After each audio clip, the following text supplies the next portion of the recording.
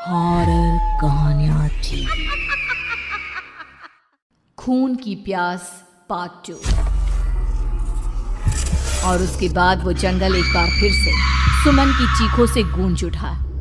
लेकिन आज की रात सुमन की चीखों को सुनने वाला वहां पर कोई भी नहीं था। अगर वहां पर कोई मौजूद था तो बस हरिया, जो कि अब एक भेड़िए में बदल चुका था। सुमन के बालों को पकड़कर घसीटते हुए वो जंगल के बीचों बीच एक जगह पर ले जा रहा था। अगली सुबह गांव में। अरे भाई, पता नहीं क्या बात है, अपने गांव का हरिया किसान और उसकी पत्नी सुमन दोनों गायब हैं। दोनों का कोई अता पता नहीं। अरे कैसी बातें कर रहे हो भाई, ये कब हुआ? नहीं? अरे पूरे गांव में खबर फैली पड़ी है। कल रात को दोनों खेत की तरफ जा रहे थे, लेकिन लौटकर आए ही नहीं। तो हो सकता है अपने खेत पर होंगे। पूरा गांव ढूंढ कर आया है भाई। जानते हो क्या मिला वहाँ पर? क्या हुआ भाई? क्या मिला? बताओ हमें, क्या मिला? अरे हरिया की पत्नी सुमन के कपड़े पड़े हुए थे।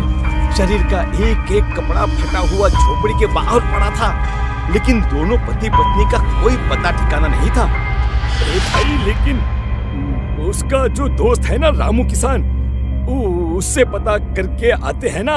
अब तक तो दोनों साथ ही खेत पर जाया करते थे।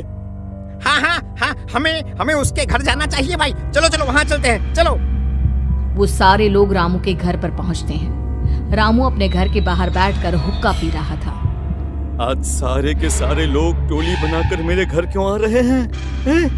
क्या कोई मर गया क्या भाई? अरे कैसी बातें कर रहे हो?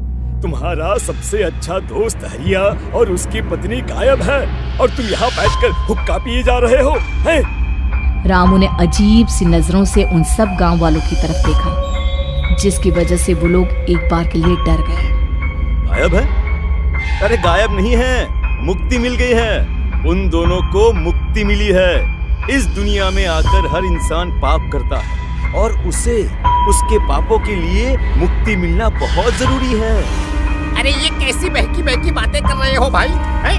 और इसका चेहरा अजीब सा क्यों लग रहा है? लगता है दोस्त के मरने का गम बैठ गया है। पागल हो गया है शायद ये पागल। ये बात सुनते ही रामू चीख कर जोर से चिल्लाते हुए कहता है, पागल मैं नहीं हूँ, पागल तुम सब हो। और ये शैतानी जंगल अब तुम में से किसी को नहीं छोड़ने वाला, सबको खा जाएगा। याद रखना मेरी बात। शैतानी जंगल? कैसा शैतानी जंगल? लगता है रामू पागल हो चुका है। हमें यहाँ से चलना चाहिए भाई। चलो। तभी रामू की पत्नी बाहर आती है। नहीं, आप लोग इनकी बात का बुरा मत मानिए। 2 दिन पहले हरिया के साथ खेत पर गए थे। जब से वहाँ से आए हैं तब से ऐसी ही बातें कर रहे हैं। भगवान जाने ऐसा क्या देख लिया उन्होंने, खेत में कुछ भी बड़बड़ाते रहते हैं। लेकिन गांव के लोगों ने कमला की कोई बात नहीं सुनी, और वो सब वहां से चले गए। रात अब धीरे धीरे ढलने लगी थी। तभी अचानक किसी ने धीमी सी आवाज में रामू को पुकारा। रामू, आजा, मैं तुम्हारा इंतजार कर रहा हूँ। और सुनो, अपनी पत्नी को साथ लेकर आना, नहीं तो काम अधूरा रह जाएगा। ये आवाज सुनते ही रामू के चेहरे पर शैतानी मुस्कुराहट आ जाती है। वो धीमे कदमों से अपने घर के अंदर आता है। क्या हुआ? तबीयत ठीक है ना अब आपकी? मैं तुझे अपने साथ खेत पर ले जाने आया, चल। मैं तुम्हारे साथ कहीं नहीं जाने वाली। मुन्ना गहरी नींद में सो रहा है, और उसे अकेला छोड़कर मैं तुम्हारे साथ खेत पर नहीं आ सकती। वैसे भी तुम्हारे उन खेतों में भगवान जाने कौन सा राक्षस घूम रहा है, मुझे तो डर लगता है। रामू गुस्से में दांत पीसता अपनी झोपड़ी से बाहर आ जाता है, और कमला गहरी नींद में अपने बच्चे के साथ सो जाती है। तभी अचानक रात को रामू की झोपड़ी के ऊपर एक साया वही गाना गुनगुनाते हुए घूमने लगता है, जो हरिया के मोबाइल में बजा करता था। मैं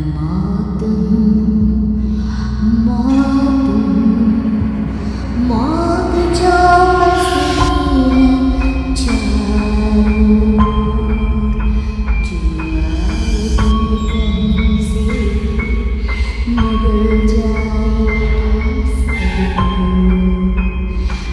मैं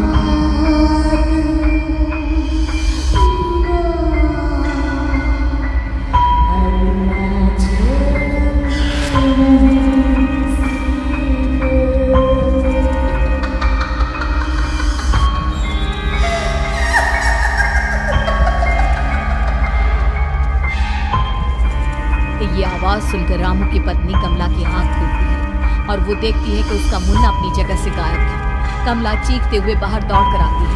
वहां पर उसने देखा कि रामू ने अपने बच्चे को झोपड़ी के बाहर एक पेड़ से उल्टा लटकाया हुआ था और उसका बच्चा चीख चीख कर रो रहा था।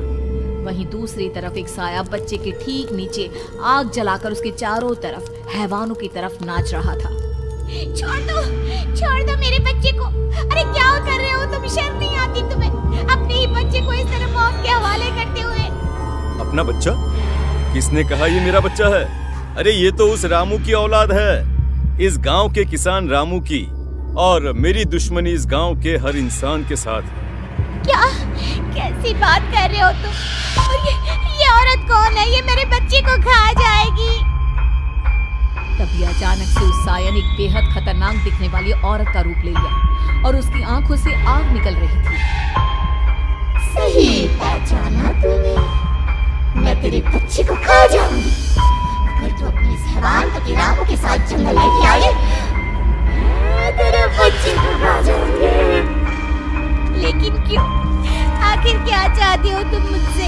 मुझे जंगल क्यों ले जाना चाहती हो?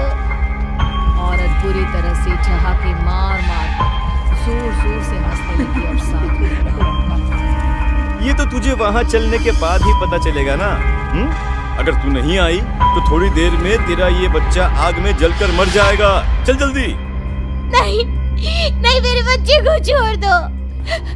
तुम जहाँ कहोगे मैं तुम्हारे साथ चलने के लिए तैयार हूँ।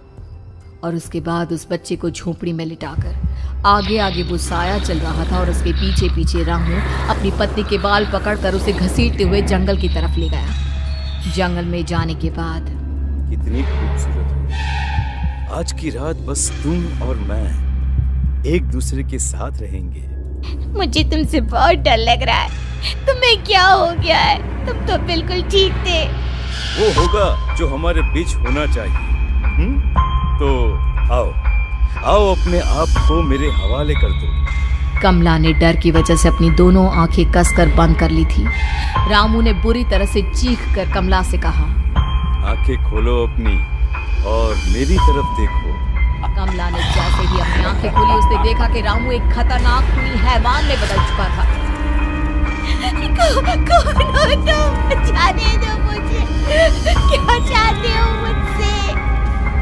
वही जो एक आदमी एक औरत से चाहता है। मैं तुम्हारा पति रामू नहीं, बल्कि इस जंगल का एक भेड़िया।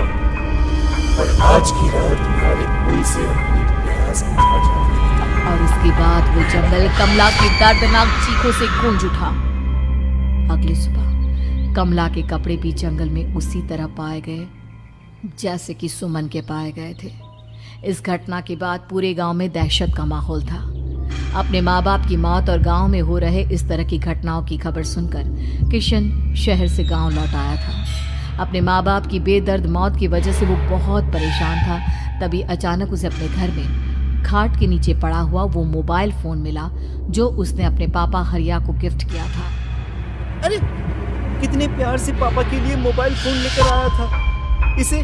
इसे एक दिन भी काम में नहीं ले पाए। और आखिर कौन है जो गांव में इस तरह की हत्याएं कर रहा है? क्या है इन सब के पीछे? क्या है? मुझे पता करना ही होगा, वरना एक दिन पूरा का पूरा गांव खाली हो जाएगा। इस गांव में एक भी जिंदा इंसान नहीं बचेगा। गांव के लोगों की मदद करने के इरादे से किशन अपने गांव से दूर एक दूसरे गांव में बहुत बड़े तांत्रिक के पास मिलने के लिए गया। तांत्रिक बाबा, अब आप ही कुछ उपाय बता सकते हैं। भगवान जाने हमारे गांव को किसकी नजर लग गई है। नजर नहीं लगी है, किसी ने तुम्हारे गांव को बद्दुआ दी है। किसी सताई हुई आत्मा का प्रकोप है और अब वो पूरे गांव में किसी को नहीं छोड़ेगी जब तक उसकी आत्मा को शांति नहीं मिल जाती। अरे लेकिन ऐसा कौन है बाबा? किसकी आत्मा है और कैसे मिलेगी उसे शांति? मौत है, मौत कहीं से भी आएगी और सबको निगल जाएगी। इससे बचने का सिर्फ एक ही उपाय है, लेकिन उस उपाय को करना आसान नहीं होगा। जो भी उस उपाय को करने की कोशिश करेगा उसकी जान जा सकती है। भले ही मेरी जान चली जाए, लेकिन मैं अपने गांव के लोगों की जान बचाने की पूरी कोशिश करूंगा बाबा। ठीक है फिर, अगली अमावस की रात जैसा मैं कहता हूँ वैसा ही करना। अमावस की रात तांत्रिक के बताए अनुसार किशन अपने साथ केरोसिन लेकर जंगल की तरफ चल पड़ा। उसके हाथ में देवी के मंदिर का सिंदूर भी था। किशन जंगल के बीचों बीच पहुंचा। ये देखकर उसकी आंखें फटी की फटी रह गई। वहां एक उबलते पानी का तालाब था और कई लोगों की लाश लटक रही थी। किशन के माँ बाप की लाश भी वहीं थी। माँ, बापू, क्या हो गया? ये क्या हो गया? तभी वहां पर एक औरत और आदमी आते हैं। उन्हें देखकर किशन चौंक जाता है। गोपाल काका, आपकी तो 5 साल पहले मौत हो गई थी। और निर्मला काकी, आप? मौत तो हो गई थी, लेकिन तुम ये नहीं जानते कि हमारी मौत कैसे हुई थी। क्या कहना चाहते हैं आप? कुछ नहीं, बस ये जान लो कि अब इस गांव में कोई जिंदा नहीं बचेगा। लेकिन क्यों काकी? क्योंकि 5 साल पहले इन गांव वालों ने मुझे डायन बताकर पत्थर मार मार के मार डाला। मेरी कोई गलती नहीं थी। गांव का एक बच्चा क्या लापता हुआ, सारा इल्जाम मेरी पत्नी पे डाल दिया। और जब मैंने निर्मला की जान बचाने की कोशिश की तो मुझे भी मार डाला। आपके साथ ये बहुत गलत हुआ काकी, लेकिन आप जो कर रहे हैं वो भी सही नहीं है ना। तुम यहाँ से चले जाओ वरना तुम भी नहीं बचोगे। हमारी आत्मा पिछले 5 साल से मुक्ति के लिए भटक रही है। चले जाओ यहाँ से। मौका देखकर किशन सिंदूर उन दोनों के ऊपर डाल देता है। उनका शरीर जलने लगता है और वो भयानक तरीके से चिल्लाने लगते हैं। अगले ही पल किशन उनके ऊपर केरोसिन डाल देता है और वो दोनों जल जाते हैं। किशन अपने माँ बाप और दूसरी लाशों का अंतिम संस्कार करवाता है और अपने घर लौट आता है। लेकिन वो अभी भी इस बात से अनजान है कि मोबाइल अभी भी बज रहा था।